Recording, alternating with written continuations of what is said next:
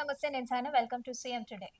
బుల్డోజర్లతో దూసుకెళ్తూ భవనాలని నేలమట్టం చేస్తూ పేపర్లలో, టీవీలలో ఎక్కడ చూసినా హైడ్రా అనే పేరు వినబడేలా, హైడ్రాని ఎందుకు మొదలు పెట్టారని తల బాదుకునేలాగా, భయంతో, బాధతో ఏడ్చేలాగా, ఎక్కడ చూసినా ఇదే చర్చ నడిచేలా, ఇద్దరు కలిసి కాసేపు మాట్లాడుకున్నా కూడా హైడ్రాకు సంబంధించిన ప్రస్తావన వచ్చేలాగా ఒక రేంజ్‌లో ఇళ్ల కూల్చివేతలు జరిగాయి. కానీ హైదరాబాద్ నగరంలో పలు ప్రాంతాల్లో కురిసిన వర్షానికి రోడ్లన్నీ జలమయమయ్యాయి. ఎడతెరిపి లేకుండా కురుస్తున్న కుండపోత వర్షానికి భాగ్యనగరం మునిగిపోతోంది. కొన్ని ప్రాంతాల్లో అయితే ఇళ్లల్లో, షాపులలో కూడా వరద నీరు చేరిపోయింది. రోడ్లు, ఫ్లైఓవర్లు వరద నీటితో పొంగిపోతూ సముద్రాన్ని తలపిస్తున్నాయి. పలు వాహనాలు వరద ప్రవాహంతో కొట్టుకుపోతున్నాయి కూడా. కిలోమీటర్ల మేర ట్రాఫిక్ జామ్ ఏర్పడుతోంది. ప్రజలు దీనివల్ల చాలా ఇబ్బందులని ఎదుర్కొంటున్నారు. అసలు హైడ్రా అంటే ఏంటి?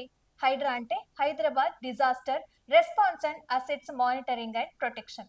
ముఖ్యమంత్రి రేవంత్ రెడ్డి ఆలోచనలో నుంచి పుట్టిన హైడ్రా హైదరాబాద్ నగర పరిధిలోని చెరువులు కబ్జాని గురికాకూడదనే ప్రధాన లక్ష్యంతో ఏర్పాటయ్యింది. చెరువుల పరిరక్షణ, అక్రమ నిర్మాణాలకి అడ్డుకట్ట వేసేందుకు ఏర్పాటైన హైడ్రా పరిధిని ఔటర్ రింగ్ రోడ్డు వరకు విస్తరించారు. ఒకప్పుడు చెరువులు, కుండలతో కలకలలాడిన హైదరాబాద్ మహానగరం నేడు కాంక్రీట్ జంగిల్ గా మారిపోయింది. చినుకు పడితే చాలు రోడ్లు చెరువులని తలిపించేలాగా మారిపోయాయి. ఈ సమస్యని ప్రధాన కారణం చెరువులని ఆక్రమించి నాలాలని మూసేసి నిర్మాణాలు చేపట్టడమే అని ప్రభుత్వం భావించింది. హైదరాబాద్ వరదలకి శాశ్వత పరిష్కారం చూపించే దిశగానే హైడ్రాని ఏర్పాటు చేశామని అప్పట్లో రేవంత్ రెడ్డి తెలిపారు. చెరువులు, నాలాల కబ్జా జరిగిందనే ఫిర్యాదు అందితే చాలు సీన్ లోకి ఎంట్రీ ఇచ్చేసి రికార్డులు బయటకు తీస్తూ అసలు విషయాలని బయట పెట్టే పని చేస్తూ సామాన్యులు, పేదవాళ్ళు అనే తేడా లేకుండా హైడ్రా కఠినంగా వ్యవహరిస్తూ ప్రభుత్వం కల్పించిన విస్తృత అధికారాలతో అక్రమ నిర్మాణాలని బుల్డోజర్ తో కూల్చేశారు. అలాగే అక్రమ నిర్మాణాలకి పర్మిషన్లు ఇచ్చిన అధికారుల మీద కూడా చర్చలు తీసుకుంటామని హైడ్రా కమిషనర్ రంగనాథం అప్పట్లో స్పష్టం చేసిన విషయం కూడా మనందరికీ తెలిసిందే.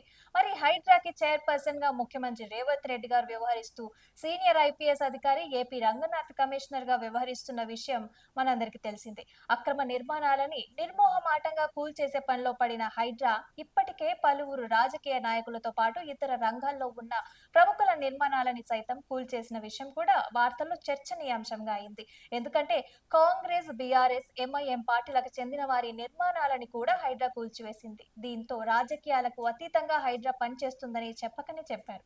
సాధారణంగా ఇలాంటి అంశాలు రాజకీయంగా వివాదానికి దారి తీస్తాయని తెలిసిందే. అయితే హైడ్రా విమర్శలను ఎదుర్కొంటూ ముందుకు సాగిపోతూ ఎలాంటి ఒత్తిడులు వచ్చినా తగ్గేదే లేదన్నట్లు అక్రమ నిర్మాణాలను కూల్చివేయటాన్ని కురుక్షేత్ర యుద్ధంతో పోల్చేలా హైడ్రా చేస్తున్న పని తమ పార్టీలో కూడా కొందరికి నచ్చకపోయినా పర్లేదు, చర్యలు తీసుకోవటం మాత్రం ఆగదని స్పష్టం చేసి రాజకీయంగా హీట్ పెంచారు.